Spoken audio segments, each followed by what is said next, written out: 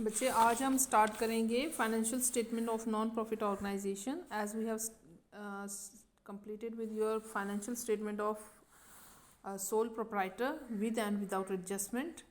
Now बच्चे यहाँ पे क्या करना है, हमने फाइनेंशियल स्टेटमेंट्स प्रिपेयर करनी नहीं है आपके। यह मोस्टली थ्योरेटिकल पार्ट ही आपका इस चैप्टर का है जो आपको एग्ज़ाम में आएगा। तो यहाँ पे first of all we will explain the term non profit organization होती क्या है। As the name itself states that non-profit organization, it refers to those organizations which are set up not for the purpose of earning profit but they are set up for the welfare and well-being of the general public। ठीक है, ये वो organisation है जिनको setup किया गया है ताकि जनरल पब्लिक का वेलफेयर किया जा सके। ठीक है, उनको सोशल सर्विस प्रोवाइड की जा सके। तो ये वो ऑर्गेनाइजेशंस हैं। ठीक है, अब इसके कुछ फीचर्स हैं। पहली फीचर क्या है, its main aim is not to earn profit but to render the services. ठीक है, सर्विस प्रोवाइड करनी है सोसाइटी को एज अ होल। ठीक, ये इसका फर्स्ट फीचर हो गया। सेकंड है profit is not the criteria. Profit is not the criteria, इसका मतलब क्या है, जो भी यहाँ पे इनकम होगी या तो वो डेफिसिट कहलाती है या फिर वो सरप्लस कहलाएगी। ठीक है, under your non profit organization this organization earn either they have to bear either the deficit और द सरप्लस। ठीक है, और जो प्रॉफिट है उसको हम यहाँ पे यूज़ ही नहीं करते, ये टर्म हम यूज़ ही नहीं करते हैं या we don't make use of this term. और डेफिसिट कब होता है, when expenditure is greater than revenue. ठीक है, और सरप्लस कब होगा, when revenue is greater than expenditure. Revenue क्या हो गया, इनकम, और एक्सपेंडिचर हुआ the amount spent on the various business activities. ठीक है, अगर एक्सपेंडिचर ज़्यादा है और रेवेन्यू इनकम कम है तो it means there is deficit, and whereas if revenue is more than expenditure there is surplus. ठीक है बच्चे, then next is your whatever the surplus is earned when revenue is more than expenditure। ठीक है, revenue जब किससे ज़्यादा है, expenditure से ज़्यादा है, तो सरप्लस कंपनी अर्न करती है, ऑर्गेनाइजेशन सरप्लस अर्न करती हैं। And that surplus is not distributed, it is not distributed among its members। ठीक है, मेंबर्स के बीच में इसको डिस्ट्रीब्यूट नहीं किया जाता है। ऑल्दो जो प्रॉफिट होता है, हाउएवर जो प्रॉफिट आप कंपनीज अर्न करती हैं that is distributed among members या शेयर होल्डर्स एज डिविडेंड। ठीक है, हम शेयर होल्डर्स के बीच में डिस्ट्रीब्यूट करते हैं एज डिविडेंड। ठीक है, तो जो प्रॉफिट होता है वो डिस्ट्रीब्यूट किया जाता है, लेकिन ये जो सरप्लस जो नॉन प्रॉफिट ऑर्गेनाइजेशन अर्न करती हैं इसको हम डिस्ट्रीब्यूट नहीं करते हैं मेंबर्स के बीच में। ये एक नॉन प्रॉफिट ऑर्गेनाइजेशन जो है it is a separate entity. Separate entity means इसकी अपनी एक पहचान है, it is different from the person. ठीक है, from its members who has created such organisations. ठीक है, फिर यूनिक नेम कनोटिंग देयर वर्किंग इस नेक्स्ट है।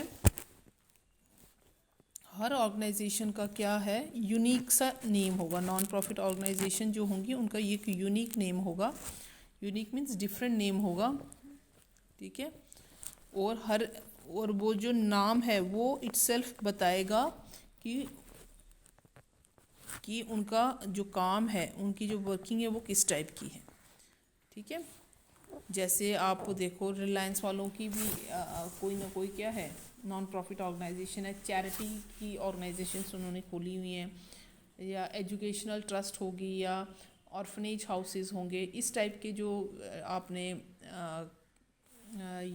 जो नाम है ये नॉन प्रॉफिट ऑर्गेनाइजेशंस के नाम होते हैं, जो नाम से ही उसके काम का पता लग जाता है कि वो किस टाइप की एक्टिविटीज़ में इन्वॉल्व है। Then management by selected members, ये जो ऑर्गेनाइजेशन है इनको मैनेज कौन करता है, it is done by elected members. ठीक है, जो मेंबर सेलेक्ट किए हैं वही, या जो ये ऑर्गेनाइजेशन ने जिन जिन मेंबर्स को इलेक्ट किया हुआ है, they are assigned with the task of managing and running that organizations, non profit organizations. और जितना भी यहाँ पे फंड्स आते हैं, मेजर फंड्स जो हैं, they are major funds are contributed by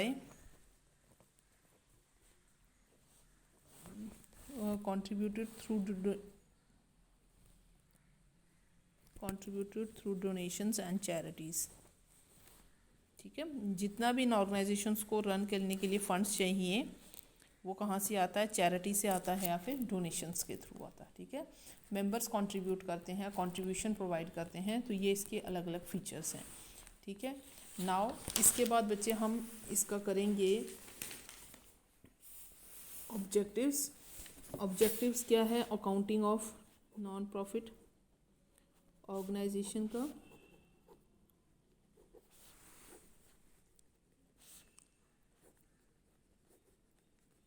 इनके ऑब्जेक्टिव्स क्या हैं बच्चे? पहला क्या है, हमने चेक करना है कि ये जो ऑर्गेनाइजेशंस हैं whether they are to evaluate करना है, टू चेक करना है कि the performance of organization in terms of achieving their goals. क्या अपने वो गोल्स अचीव कर पा रहे हैं? क्या उनकी परफॉर्मेंस ऐसी है कि वो अपने गोल्स अचीव कर पा रहे हैं जिनके लिए उनको सेटअप किया गया, for which they are setup. ठीक है, टू जज वेदर दीज आर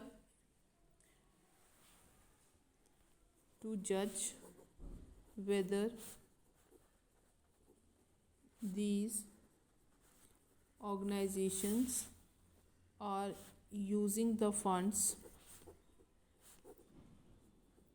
economically, ठीक है, efficiently and effectively। और ये भी चेक करना है कि ये जो फंड्स जो भी उनको कॉन्ट्रीब्यूशंस मिल रही हैं, मेंबर से मिल रही हैं या आउटसाइड ऑर्गेनाइजेशन कोई कंट्रीब्यूट कर रहा है, कोई डोनेट कर रहा है, क्या उन फंड्स का कोई मिसयूज़ तो नहीं हो रहा, क्या उनको अप्रोप्रिएटली यूज़ किया जा रहा है कि नहीं किया जा रहा है, वो सब कुछ चेक करना है। ठीक है, to check and whether the rules and regulations are being followed,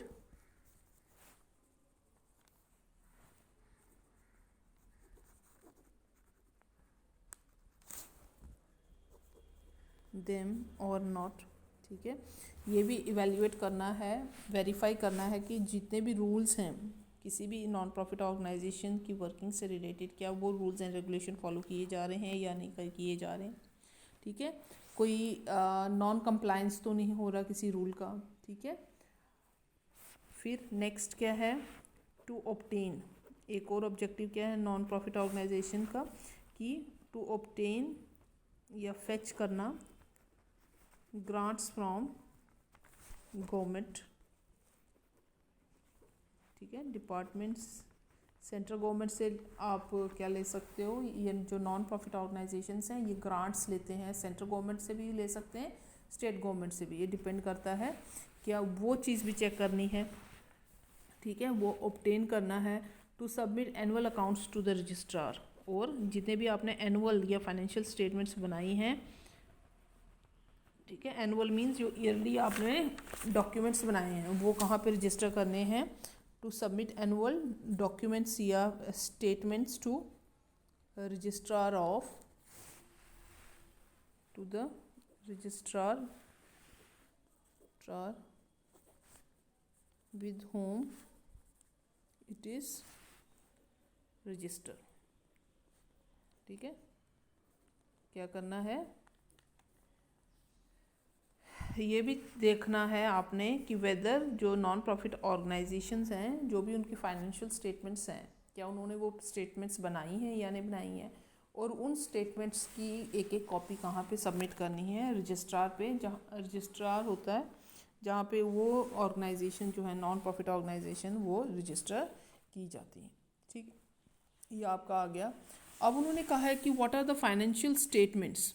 ठीक है, फाइनेंशियल स्टेटमेंट्स, आई होप यहाँ तक आपको समझ में आ रहा है। Financial statements of not profit organization. ठीक है, आपको मैंने अभी तक बताया कि ये जो नॉन प्रॉफिट ऑर्गेनाइजेशंस हैं ये होती क्या हैं। ये वो ऑर्गेनाइजेशंस हैं जिनका मेन एम बिजनेस करना नहीं है, जिनका मेन एम प्रॉफिट अर्न करना नहीं है, but it is to serve the society, it is to provide services to the general public. ठीक है, और मेन एम क्या है इनका, the wellbeing and the welfare of the society as a whole. ठीक है, अब इन सोसाइटीज़ को कुछ ना कुछ स्टेटमेंट्स बनानी पड़ती हैं। ठीक है, and they have to prepare certain statements, and these statements are broadly classified into 3 categories. First is your receipt and payment account, first statement. Second is your income and expenditure statement, account, sorry बच्चे, account. Second is your income and expenditure, and last one is your balance sheet. ठीक है, balance sheet I hope आपने पहले भी सुनी हुई है। मैंने जब आपको financial statement of sole proprietorship में आपको करवाया है ये बैलेंस शीट, तो वहाँ पे ये सेम है, यहाँ पे भी सेम बनना है। ठीक है, जैसे वहाँ पे लाइबिलिटी साइड थी आपका, लेफ्ट हैंड साइड जो था that was donated with, it donates your liabilities,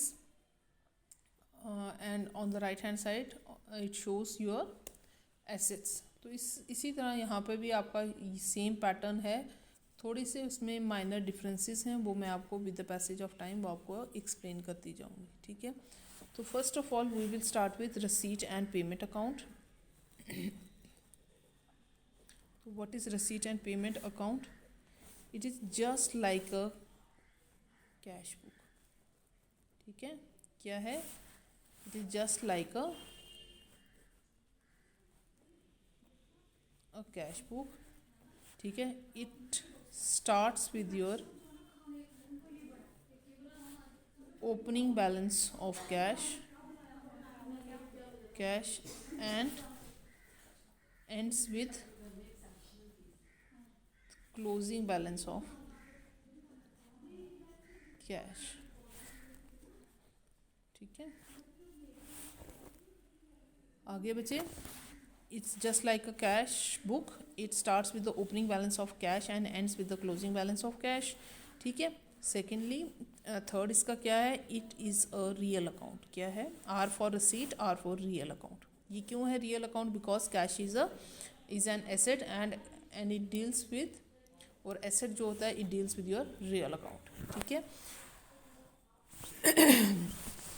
then you have बच्चे all receipts. All receipts means that is cash inflow is recorded on the debit side of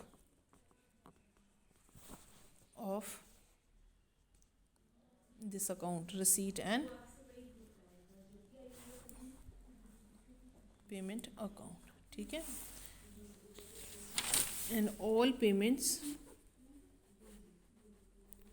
are recorded on the credit side of the receipt and payment account. ठीक है बच्चे, ये हो गया। ये आपके 4-5 features हैं।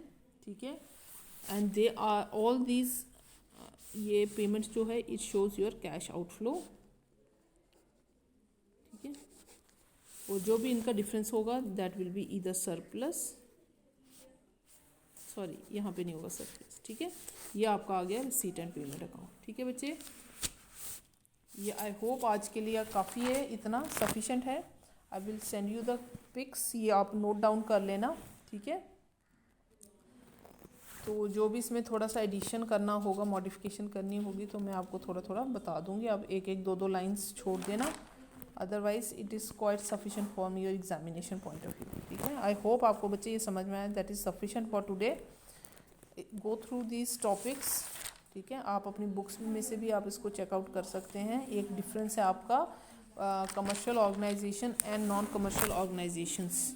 कमर्शियल ऑर्गेनाइजेशन हो गया those organisation which are set up for profits. जो भी आपकी बिजनेस ऑर्गेनाइजेशंस हैं, they all are your commercial organisation. ठीक है, इसका और नॉन कमर्शियल या नॉन प्रॉफिट ऑर्गेनाइजेशंस जो होती हैं, इनका जो डिफरेंस है that is very important from your examination point of view. ये आपकी बुक्स में भी दे रखा है, ये आपको खुद भी पता लग जाएगा कि हमें कमर्शियल और नॉन कमर्शियल ऑर्गेनाइजेशन में क्या क्या करना पड़ता है। देखो, कमर्शियल जो आपने नॉन प्रॉफिट प्रॉफिट ऑर्गेनाइजेशंस थी, जैसे सोल प्रोप्राइटरशिप है, वहाँ पे आपने कौन कौन से डॉक्यूमेंट्स बनाए थे, कौन कौन सी स्टेटमेंट्स प्रिपेयर की थी हमने। We prepare trading account, profit and loss account and balance sheet. Whereas in case of this non profit organisation we have to prepare receipt and payment account, then you have this income and expenditure account and lastly balance sheet. Commercial organisations का main aim क्या आता है, it is to earn profit, और इनका क्या आता है, it is to serve the society. ठीक, अब यहाँ पे जो रिज़ल्ट है कमर्शियल ऑर्गेनाइजेशन का, हमें जो एंड प्रोडक्ट मिलेगा दैट इज़ प्रॉफिट, लेकिन यहाँ पे हमें या क्या मिलता है, सरप्लस या डिफिसिट मिलता है नॉन प्रॉफिट ऑर्गेनाइजेशन में। ठीक है, जितना भी प्रॉफिट कमर्शियल ऑर्गेनाइजेशन का होगा that has to be distributed among its owner और it has to be distributed among its share holders और मेंबर्स। वेयर जो नॉन प्रॉफिट ऑर्गेनाइजेशन का सरप्लस आता है, it is not to be distributed among the members. ठीक है, और एक तो मैंने आपको बता दिया पहले ही, इनका प्राइमरी ऑब्जेक्टिव क्या था, it is to earn profit and its primary objective is to serve the society. तो यही है यहाँ पे, और इसकी जो ओनरशिप होती है that is in the hands of the owners. ठीक है, the owners are the owner, the proprietor of the business is the owner of the business, आप कह सकते हो। ठीक है, वेयरएज यहाँ पे जो ओनरशिप है वो कौन होते हैं, मेंबर्स जो होते हैं। ओनर्स यहाँ पे कोई भी नहीं होगा, लेकिन जो मेंबर्स होंगे they will become the subscribers, they are the members of the. Ownership किसी के हाथ में नहीं होती यहाँ पर। ठीक है, it is a non profit organisation. I hope that is sufficient for today. ठीक है, please go through your book, text book. ठीक है, और इसको रीड आउट करो दोबारा से। In case you have any problem बच्चे, डू आस्क मी।